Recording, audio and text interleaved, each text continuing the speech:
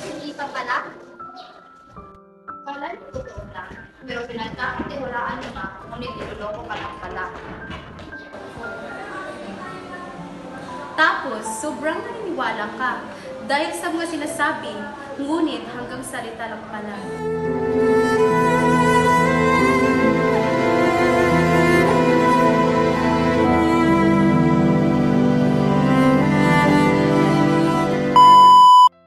Well, ngayon, pag-uusapan at papasukin natin ang mundo ng ICT.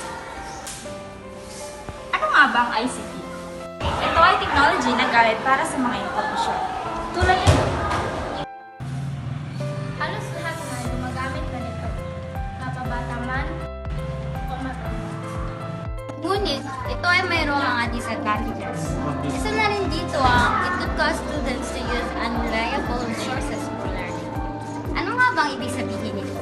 This means that students might end up using sources or materials that are not trustworthy or accurate to their studies. Tama! Ang ibig sabihin nito ay hindi lahat ng nababasa o nakikita natin sa information ay totoo. Ang iba ay hindi totoo or reliable. Gaya na lamang ng senaryong ito. Okay, ngayong class, matong na tayo sa part ng inyong RRL. At ngayon, gusto ko na maghalughog kayo sa buong Google para mag-search na related sa inyong study. Kasi nga RRL. Okay ba? Opo! Balik ako with the 10 minutes. Opo! Yes, ma'am. Nasaan yung ito pa? Okay. Uy, pare, may nakita na ako. Tignan mo. Oh, pwede na, pare. Pwede na yan. Ito na lang para mapadali tayo. Pwede na ba yan, pare? Okay na yan.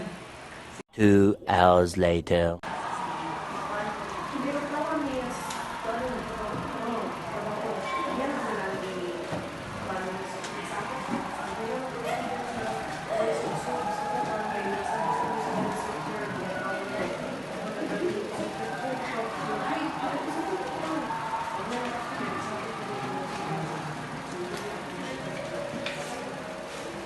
Ano to?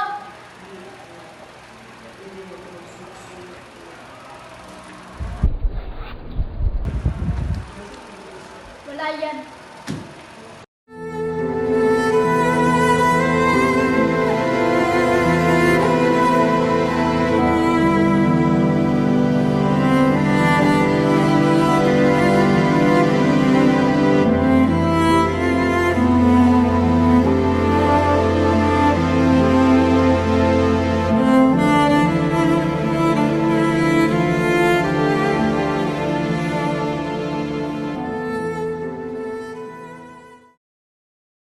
Sorry mga pare, nag-chat-GPT kasi ako.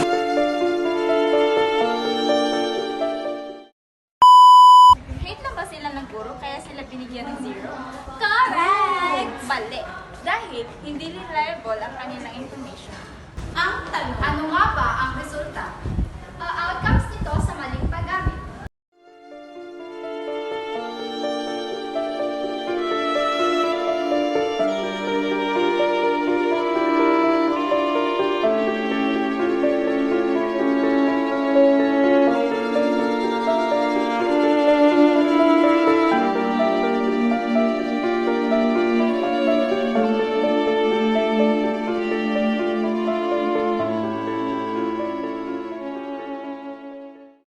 Paano na to, pre? Ito, pre, may nahanap ako, pre. Ito ba yan? Pero hindi ako sure, pre. Huwag yan, pre. Baka masiro naman tayo. Meron akong trust issue, eh. Pwede ba to, pre? Baka mangyari na naman yung nangyari sa atin. Pa-review mo kay Gino. Parang sure dito, pre. Huwag din, pre.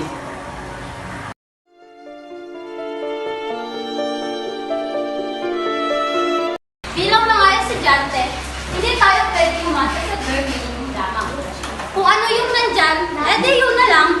Maraming paraan upang maiwasan natin ang mga disadvantages ng ICT sa ating klase. Lahat naman siguro ay may paraan kung gugustuhin. Kung ayaw, ang solusyon nito ay bilang isang estudyante, kailangan natin maging maingat at responsable. Kinakailangan natin maging media information literate. Wala namang ibang makakatulong sa atin kundi ang ating